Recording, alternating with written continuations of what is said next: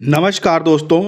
उत्तर प्रदेश में समस्त डीएलएड किए हुए प्रशिक्षु, बीएड किए हुए जितने भी छात्र हैं, सभी नए शिक्षा सेवा चयन आयोग से उम्मीद लगाए हुए बैठे हैं। जब से आयोग का गठन हो गया है, तब से उत्तर प्रदेश में नई प्राथमिक शिक्षक भर्ती का विज्ञापन कब आएगा, इसको लेकर जो इंतजार है वो समस्त छात्रों का बढ़ रहा है और इंतजार एक तरीके से हो ही नहीं रहा है। तो नई प्राथमिक शिक्षक भर्ती को लेकर चयन आयोग के क्या हाल है, किस तरह का कार्य चयन आयोग में नई प्राथमिक शिक्षक भर्ती को लेकर हो रहा है, या टीजीटी पीजीटी परीक्षा तारीख को लेकर कार्य हो रहा है, इस पर डिटेल से चर्चा करेंगे और डिटेल से सबूतों के साथ जानकारी देंगे। साथ में जो हमारे बीएड के अभ्यर्थी हैं, छात्र हैं, जो बीईओ नई भर्ती का इंतजार कर रहे हैं आयोग से, उसको लेकर एक बड़े फैसले की अपडेट देखने को मिली है। तो एक तरह से देखा जाए दो नई अपडेट हैं। अगर अपडेट पूरा डिटेल से जानना चाहते हैं तो धैर्य के साथ वीडियो में बने रहिएगा। वीडियो को लाइक, शेयर और चैनल को अभी से सब्सक्राइब करके बेल आइकन दबा लीजिए, ऐसी लेटेस्ट लाइव अपडेट लगातार देखने और पाने के लिए। दोस्तों, हमारे उत्तर प्रदेश के समस्त डीएलएड और बीएड के जो छात्र हैं, जो टेट पास हैं, सीटेट पास हैं, वो नए शिक्षा सेवा चयन आयोग से आस लगाएं कि आयोग जो है अंदर अंदर नई प्राथमिक शिक्षक भर्ती को लेकर बहुत ही तेजी से कार्य कर रहा है। टीजीटी पीजीटी एग्जाम करवाने को लेकर कार्य कर रहा है। लेकिन दोस्तों, स्थिति कुछ और ही चल रही है, जो कि हम आपको खुलकर सच बताने जा रहे हैं। नए आयोग का बोर्ड तो लग गया है कि भाई ये शिक्षा सेवा चयन आयोग है, बोर्ड तो बड़ा बड़ा प्रयागराज में लग गया है। लेकिन दोस्तों, अभी जो उसमें कर्मचारियों की तैनाती हुई है वो एकदम उधारी पर चल रही है। यानी कि ऑफिशियल तौर पर देखा जाए या परमानेंट तौर पर देखा जाए तो कर्मचारियों की अभी तक तैनाती नहीं हो पाई है। और आपको पता है कि जब तक स्थायी कर्मचारी नहीं आएंगे, किसी भी प्रकार की कोई भी प्रक्रिया एक कदम भी आगे नहीं बढ़ेगी। अभी तक की हम स्थायी बात करें तो केवल 12 सदस्य मिले हैं, जिसमें से वो भी पूरे ऑफिस नहीं बने, इस कारण से अभी सभी 12 सदस्य ऑफिस में नहीं बैठ रहे हैं। एक अध्यक्ष मिले हैं, लेकिन वो कार्यवाहक के रूप में मिले हैं, परमानेंट वो भी नहीं मिले हैं, वो भी चुनाव के बाद ही मिल पाएंगे। तो अभी चयन आयोग का जो हाल है वो खस्ता है, समझ रहे हैं। और इसके लिए आपको आवाज उठानी चाहिए कि ये जो चयन आयोग बन गया है, उसके बाद भी उसकी जो स्थिति है वो बहुत ही खस्ता और बहुत ही धीरे तरीके से चल रही है। तो इससे आपके भविष्य का ही खिलवाड़ हो रहा है। अब यहां पर देखिए, 13 दिसंबर 2023 को जारी हुई थी नए आयोग के गठन की अधिसूचना।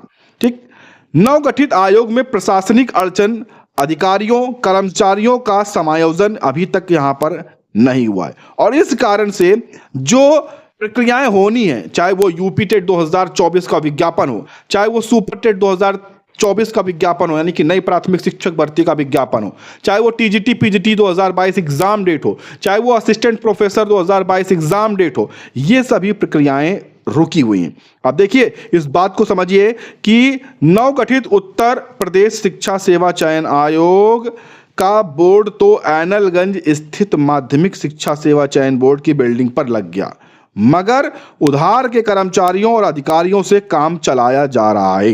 नए आयोग के गठन की अधिसूचना 13 दिसंबर 2023 को जारी हुई थी। हालांकि 4 महीने बीत जाने के बाद भी उत्तर प्रदेश उच्चतर शिक्षा सेवा आयोग और चयन बोर्ड का ना तो विलय हो सका है और ना ही अधिकारियों और कर्मचारियों का समायोजन हो सका है, समझ रहे हैं। और इसके संबंध में विशेष सचिव गिरीश कुमार त्यागी ने कर्मियों के योगदान के संबंध में 5 अप्रैल को आयोग के सचिव को पत्र भेजा है।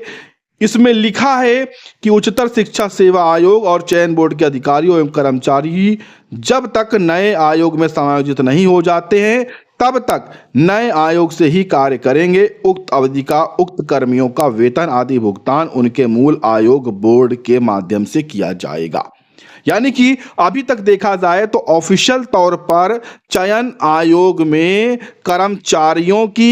कर्मियों की किसी भी प्रकार की भर्ती नहीं हुई है, और जब तक यह भर्ती नहीं होगी तब तक किसी भी प्रकार का कोई भी ऑफिशियल नया पत्र नहीं जारी हो सकता, क्योंकि सदस्य और जो सचिव हैं वो एक बैठक कर सकते हैं, चयन बोर्ड में विभिन्न भर्तियों को लेकर, परीक्षाओं को लेकर निर्णय ले सकते हैं, लेकिन उससे संबंधित जो कार्य होते हैं, उसके आगे के जो कार्य होते हैं, चाहे वो टाइपिंग का कार्य हो, ठीक है, पत्र को टाइपिंग का कार्य हो, चाहे वो उस पर परीक्षा नियंत्रक वाला कार्य हो, तय करना, सभी चीज़ें बनाना, शेड्यूल वगैरह, ये सभी चीज़ें हो, इसके लिए समस्त आला अधिकारी भी होने आवश्यक हैं।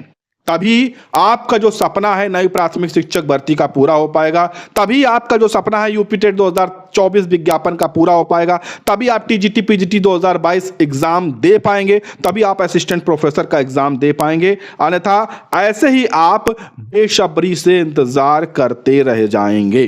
तो इसके लिए आप सभी को एकजुट होना चाहिए, आवाज उठानी चाहिए, और जैसे ही चुनाव खत्म हो चयन आयोग पर नई प्राथमिक शिक्षक भर्ती की मांग करनी चाहिए। और सबसे बड़ी बात मांग होनी चाहिए कि चयन आयोग पर जब सदस्यों की नियुक्ति हो गई है, सचिव कार्यवाहक के रूप में मिल चुके हैं, तो अधिकारियों की नियुक्ति क्यों नहीं की जा रही है, अधिकारियों का समायोजन क्यों नहीं किया जा रहा है। उच्चतर शिक्षा आयोग, माध्यमिक चयन बोर्ड के जो भी आला अधिकारी हैं, उनका विलय पूरी तरह से उनको समायोजित चयन आयोग में क्यों नहीं किया जा रहा है, लेट लतीफी क्यों की जा रही है। क्योंकि अगर चुनाव के बाद ये प्रक्रियाएं होंगी तो यही सब प्रक्रियाएं करने में इनको 1 से 2 महीने लग जाएंगे, और जिस कारण से आपका यूपी टेट 2024 का विज्ञापन भी लेट होगा, टीजीटी पीजीटी 2022 का एग्जाम डेट भी लेट होगा, असिस्टेंट प्रोफेसर का एग्जाम डेट लेट होगा, नई प्राथमिक शिक्षक भर्ती के रिक्त पदों का डेटा एकत्रित करना हो, उससे विज्ञापन से संबंधित जो भी मीटिंग हो उसमें भी लेट लतीफी होती रहेगी। तो इससे बहुत ज्यादा फर्क पड़ने वाला है। आप सोच नहीं रहे हैं, सोचिए तो बहुत ज्यादा